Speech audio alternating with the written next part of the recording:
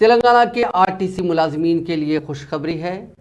RTC کے ملازمین کو سرکاری ملازمین قرار دینے سے متعلق بل کو گورنر ڈاکٹر تملی سائی سوندر راجن نے منظوری دے دی ہے۔ گورنر کی منظوری کے ساتھ ہی RTC ملازمین اور ورکرز اب سرکاری ملازمین میں تبدیل ہو گئے ہیں۔ RTC کے ملازمین اور ورکرز نے گورنر سے اظہار تشکر کیا۔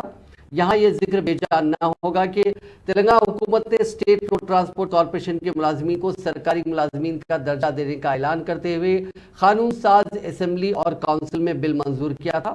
بعد ازاں یہ بل گورنر کے پاس پہنچا اور انہوں نے بعض سفارشات کرتے ہوئے یہ بل گورنمنٹ کو واپس کر دیا تھا۔ بعد ازاں ان کی سفارشات پر عمل آوری کرتے ہوئے تکنیکی مسائل کو دور کر کے حکومت نے دوبارہ یہ بل گورنر کو روانہ کیا، جس کے بعد اس بل کو انہوں نے منظوری دے دی۔ گورنر نے کہا کہ ان کی جانب سے کی گئی 10 سفارشات پر حکومت نے رد عمل ظاہر کیا ہے۔